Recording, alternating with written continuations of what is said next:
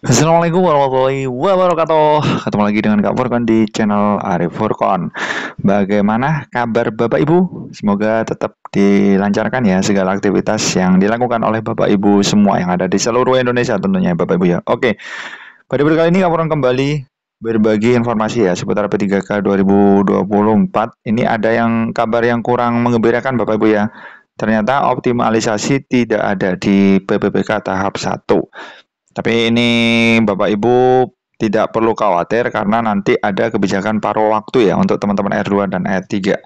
Oke, kita lanjut ke informasinya Bapak Ibu ya. 13 Januari 2025 part 1. Ini adalah video pertama di channel yang Kak Furkon yang harus Bapak Ibu pahami ya. Tentunya ini sangat penting informasi-informasi seputar ASN P3K di channel Kak Furkon. Jadi stay tune aja di channel Kak Furkon.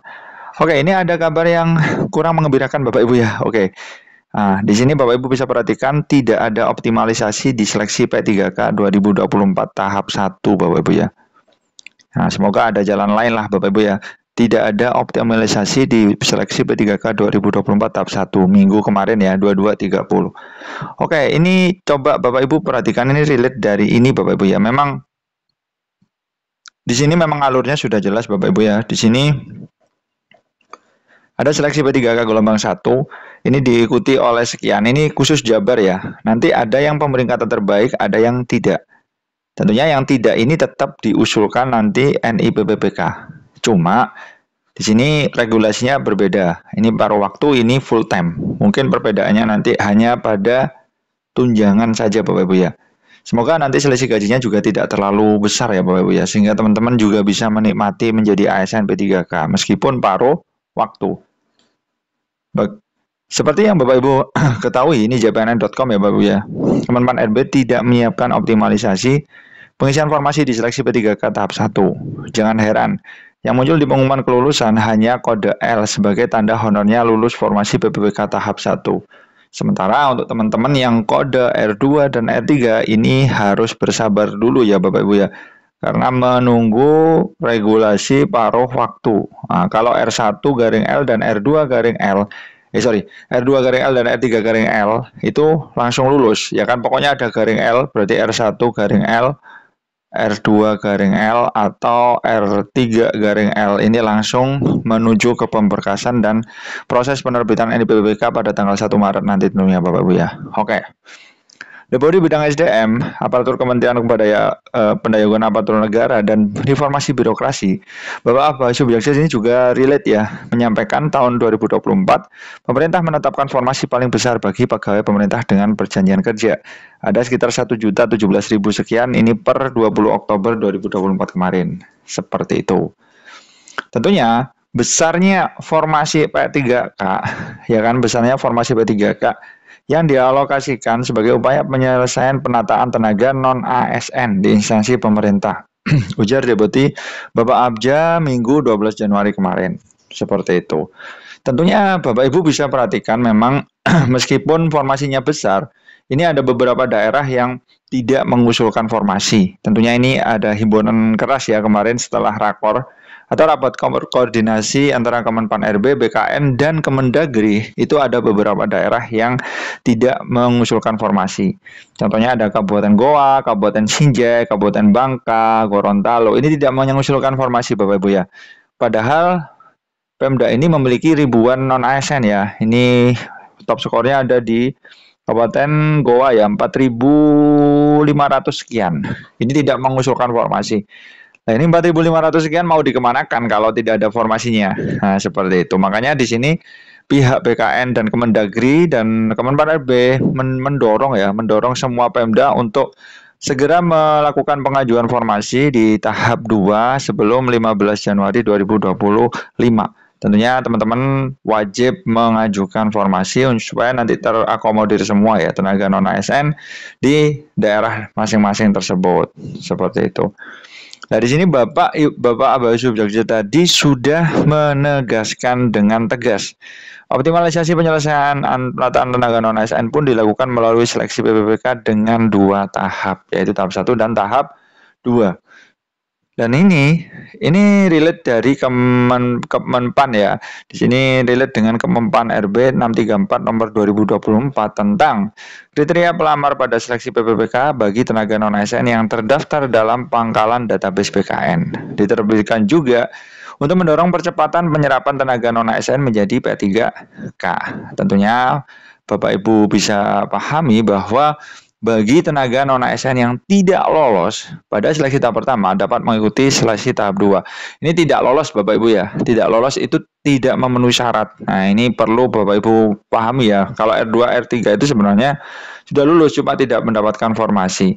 Untuk teman-teman yang TMS ini dihimbau oleh BKN, Kemenpan dan Kemendagri itu segera melakukan pendaftaran lagi ke tahap 2. Nah, tahap 2. Nah, tentunya ini banyak pertanyaan di channel Kak Furqan. Kak, kalau TMS CPNS bisa Kak? Bisa. Asalkan teman-teman itu belum tes ya Bapak Ibu ya. Pokoknya intinya itu teman-teman belum tes itu bisa ikut tahap 2. Perlu diperhatikan ya. Bapak Ibu masih banyak yang gagal paham, ya kan? Kalau belum tes itu masih bisa masuk oke. Tetapi kalau teman-teman sudah tes, artinya teman-teman sudah mengikuti SKD, apalagi SKB juga nggak bisa gitu. Karena ini satu pintu Bapak Ibu ya. Jadi akun SSCSN itu satu pintu. Kalau teman-teman sudah tes ya udah nggak bisa, mau diapa-apain ya nggak bisa. Nah, seperti itu. Nah, tentunya Bapak Ibu bisa perhatikan di sini ada cooking clinic ya. Ini 9 sampai 10 Januari itu sudah terlaksana alhamdulillah ya. Nah, 13 sampai 15 Januari nanti juga ada cooking clinic terkait penataan non-ASN 2025. Tentunya hal ini dijembatani ya oleh BKN, Kemenpan RB dan Kemendagri. Ini saling bersinergi untuk menyelesaikan tenaga non-ASN yang berada di daerah-daerah tertentu tentunya Bapak Ibu ya. Oke. Nah, di sini ada himbauan juga keras dari Kemenpan RB dan Kemendagri, mohon Pemda mengklarifikasi, mengkonfirmasi data dan memastikan tenaga non-ASN khususnya yang terdata dalam database BKN mendaftar dan mengikuti seleksi PPPK. Nah, ini memang salah satu poin pentingnya itu instruksi ya. Instruksi dari BKN dan Kemenpan itu agar teman-teman itu segera daftar. Nah, ini sudah dikasih perpanjangan Bapak Ibu ya di PPPK tahap 2. Nah, meskipun nanti endingnya paruh waktu nggak masalah Bapak Ibu. Yang penting sudah melaksanakan tes itu sudah aman. Nanti untuk formasi bakalan diusahakan seperti itu Bapak Ibu ya. Oke. Bahkan di sini Bapak Ibu bisa perhatikan bahwa instansi pemerintah diminta memastikan data sesuai ya dengan kebijakan seleksi tahap kedua. Pada 4 jabatan yang tersedia, ada pengelola umum operasional, operator layanan operasional, pengelola layanan operasional, dan penata layanan operasional. Seperti itu. Bahkan lebih lanjut dikatakan juga, hal yang tidak kalah penting adalah dipastikan ketersediaan anggaran PPPK penuh waktu maupun paruh waktu baik melalui belanja pegawai maupun non belanja pegawai seperti itu.